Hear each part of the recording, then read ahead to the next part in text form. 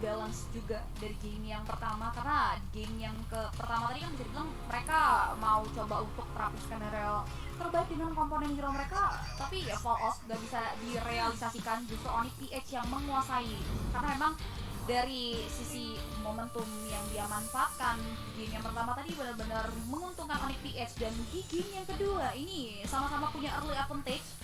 Jadi kita bakal lihat trigger reset lane dari kedua belah tim dan bagaimana Aura Fire bisa nge-solve juga dan membaca permainan dari Onyx PH untuk game kita yang kedua, sehingga mereka bisa menyamakan kedudukan di match kita yang terakhir.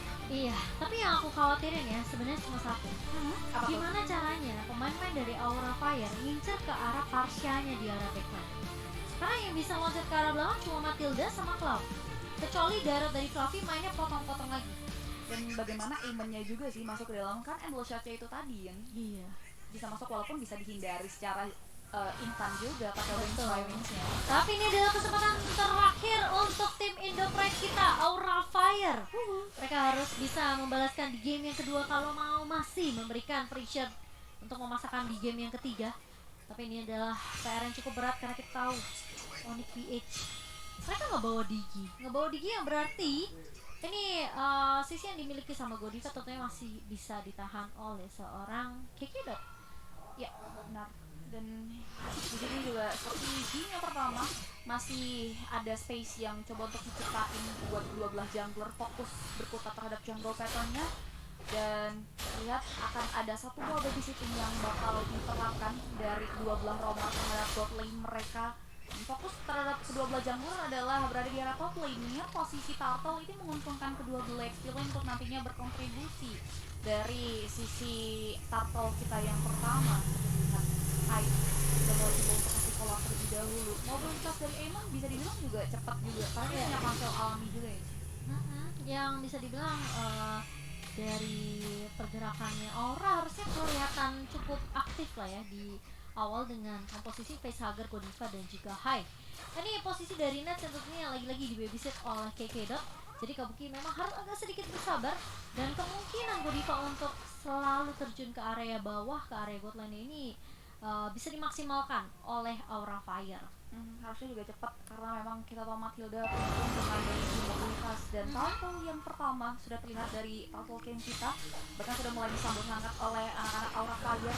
Lihat damage yang diberikan dari Hyde terhadap Turtle, Dare sudah kasih inisiasi untuk mundur, energy impact, bahkan satu buah Predator Airstrike sudah mulai jatuh ke area tubuh dari Facehugger, di follow up lagi dengan daya Fluffy yang maju ke area garda depan untuk memukul mundur pergerakan dari Onyx PH yang tidak mau memaksakan kontestasi, dan satu objektif Turtle berhasil diamankan, dan invasi terhadap Purple Buff pun langsung diterapkan gitu saja oleh anak Aura Fire untuk game kita yang kedua tadi. Iya, cukup pasif sebenarnya untuk dari kedua belah tim.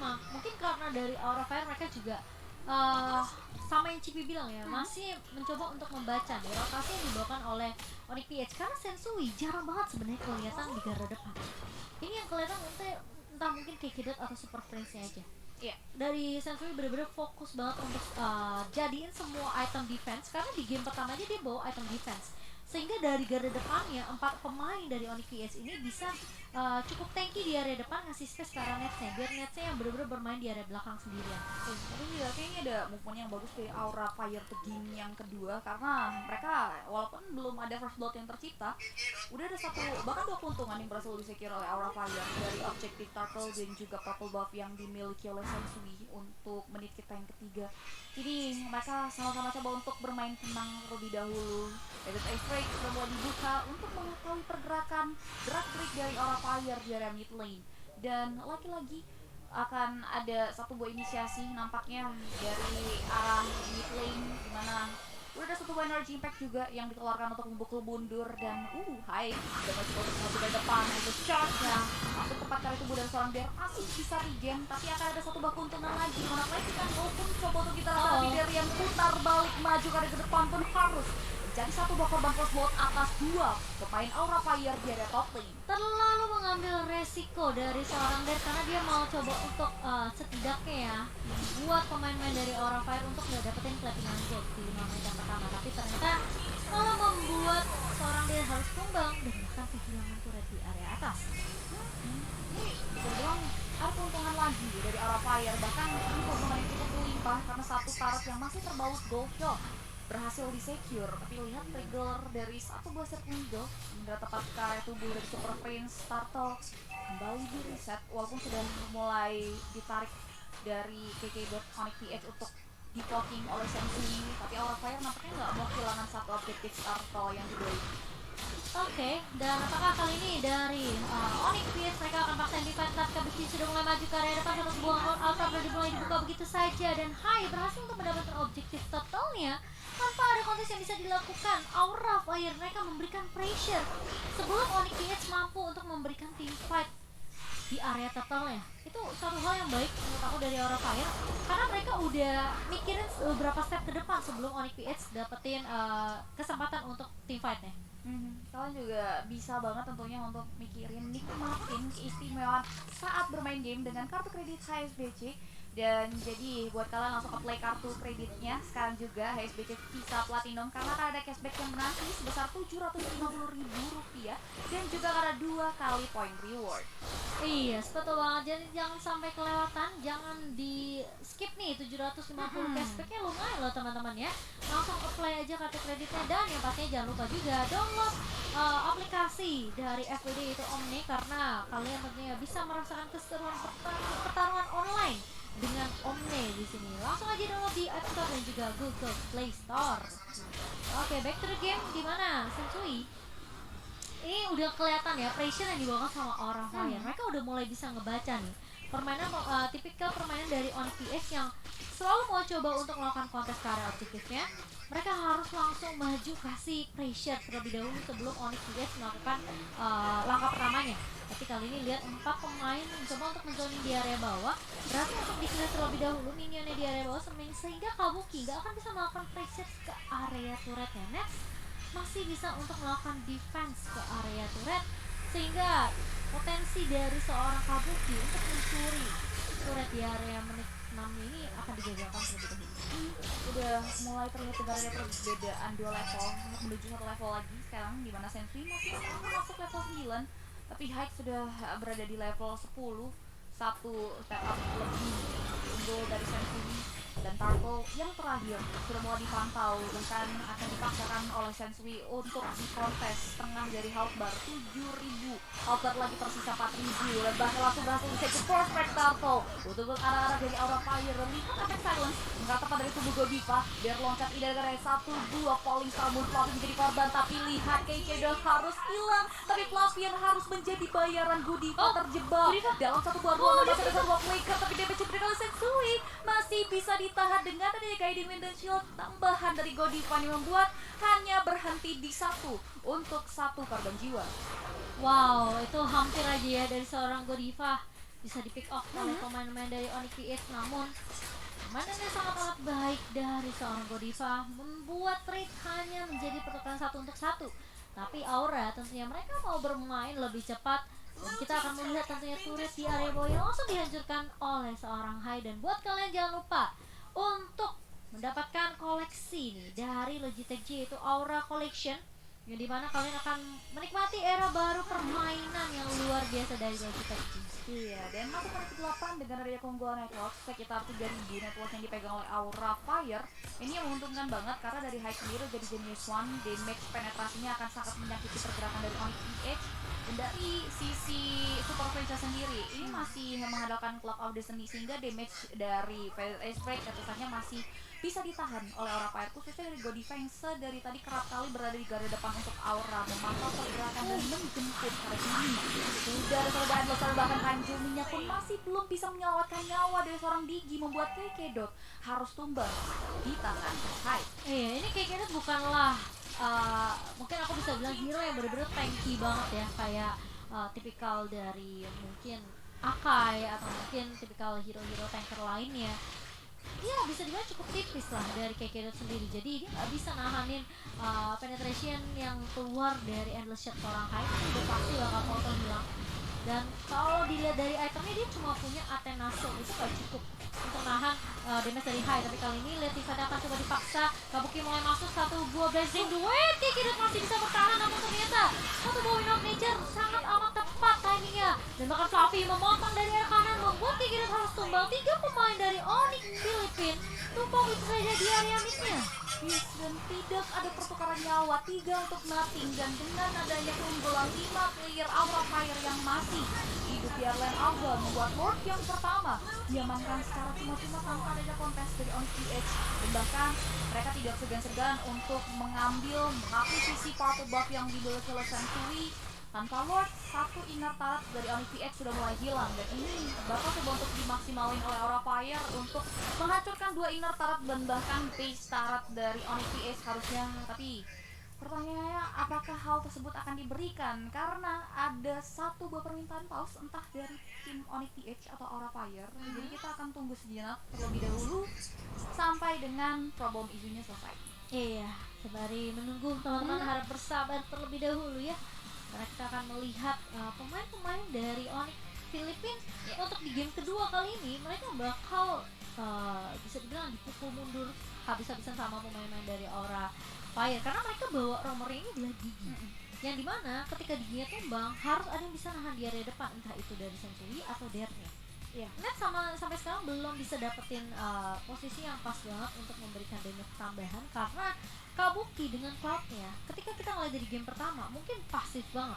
Cloud-nya bener-bener bisa bilang di zoning habis-habisan, dan bahkan dia nggak dapetin space untuk farming. Tapi berbeda di game kedua, Kabuki justru yang ngebuka terlebih dahulu, inisiasi dengan 1 buah Blazing Blade yang mungkin tidak disadari oleh orang Filipina. Ini perbedaannya terlihat cukup jelas ya, ketika Kabuki di game yang pertama tadi harus menelan 1 buah modal awal yang kurang baik, dan itu yang dimanfaatkan oleh teman-teman Onyx PH untuk terus membuat Kabuki kewalahan. Tapi di game yang kedua terlihat dari Kabuki yang sendiri mengatasi hal tersebut dengan sangat cepat, bagaimana posisinya benar-benar dijaga, dan dengan adanya komponen hero yang berbeda jauh bahkan dari game yang pertama. Ini yang membuat akhirnya tim Aura Fire bisa maksimalkan potensial hero tersebut, ngebawa Aemon 1 persatu, bahkan perfect turtle itu berhasil di secure. Gak ada kesempatan buat Karina yang kali kedua di-pick oleh Nick PH untuk bisa setidaknya menyentuh dan bahkan kontes di area objektif tersebut. Bahkan hingga dengan Lord, Sensui nggak dikasih kesempatan. Perbedaan level yang signifikan membuat retribution dari Hyde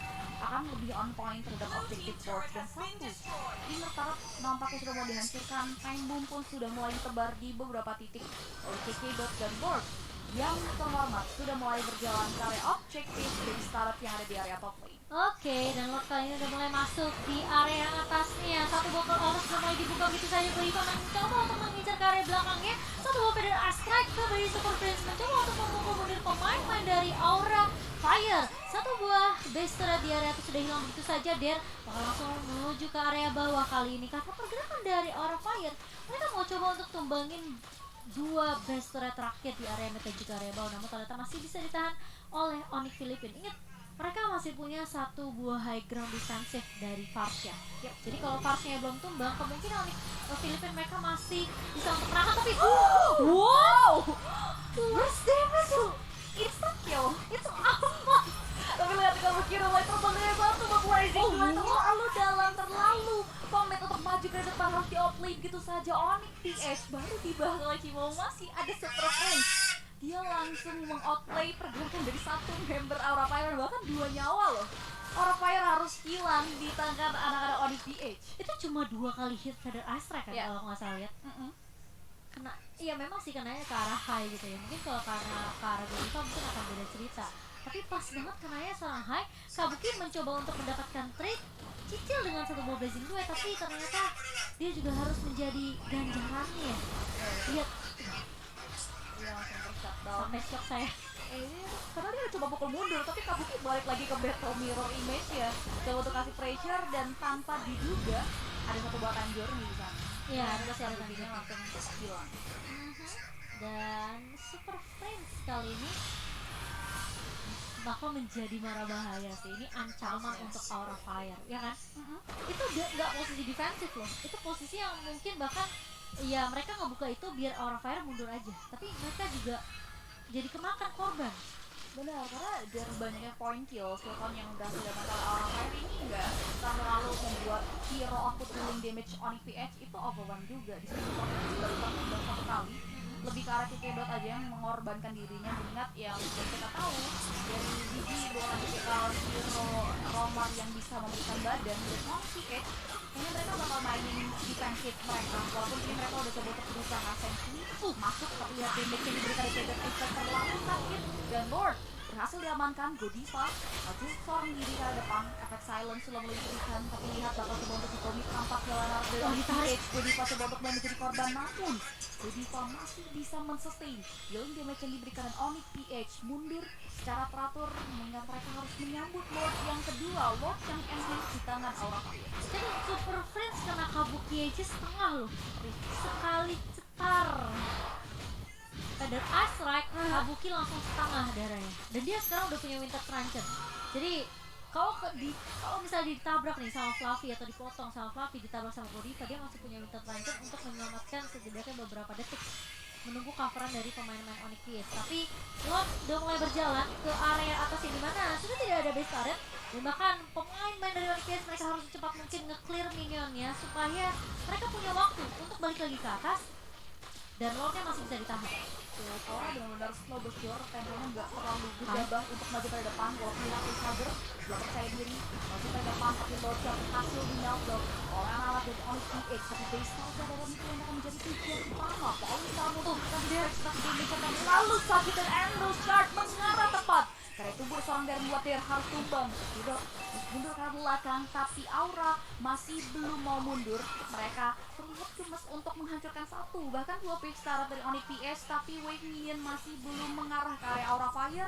Tinggal mereka harus reset kembali, menunggu minion di floater kedua, dan Favorite is late. Sudah mulai dibuka untuk memberikan distraction, teori ancaman Aura Fire untuk mundur ke arah belakang. Iya, sementara kali ini menunggu minion untuk masuk terlebih dahulu. Hai, masih mencoba untuk mencicil di area bawah, bakal coba di pressure habis-habisan oleh pemain dari Aura Fire. Fluffy menjadi garda terdepannya, namun lihat dari Dare udah back to the game kali ini. Satu buah feather Ice Strike masih juga bisa ditunggu oleh Super Friends menahan pemain-pemain dari Aura Fire, di mana ini lane-nya masih bisa dibersihin sama Onyx Philippines, dan Aura benar-benar tahu akan hal itu. Mereka nggak bisa asal Slow Boy masuk, apalagi Kabuki dengan satu buah Battle Mirror Image dan juga satu buah Blazing Duet ya. Respect Langsung dia buat loh. itu sih Sering banget soalnya. harus sih, aku bilang harus sama seperti Hai ke arah seorang Dare. Dia harus bikin setidaknya mungkin antivirus atau satu Radiant Armor. Orika kalian sudah dipegang, atau mungkin lebih ke arah satu buah Tenasil.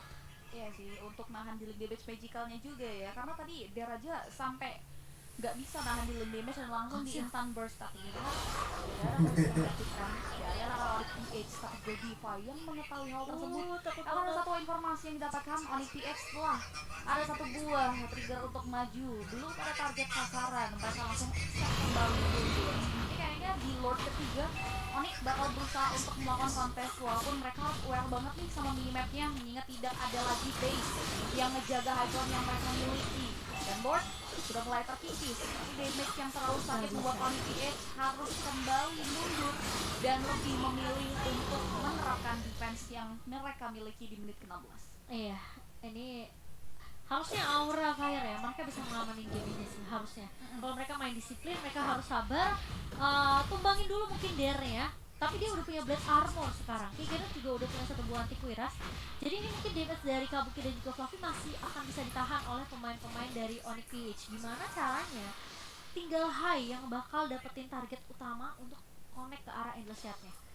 Yap, dan pasti nanti kita bakal lihat juga di mana Lord ini bakal di Aura Fire untuk masuk ke area high ground base, dan kalkulasi dari Facehugger dengan adanya altar ini Onyx PH harus nahan Lord sebelum berada di bibir base taras yang mereka miliki. Lihat setengah dari health bar sudah mulai tersisa, dan one play dari Facehugger masuk ke depan silence, tapi lihat pun kita harus double satu bandel shot masih ditahan Fader dan Ice Ray mudah untuk membukul mundur anak dari Aura Fire, satu by Immortality yang terbalut dalam tubuh Fluffy. Lalu begitu saja, tapi base-nya terbuka lebar. Aura Fire menolak untuk dikalahkan dan berhasil menyamakan kedudukan di game kita yang kedua. Berhasil menyamakan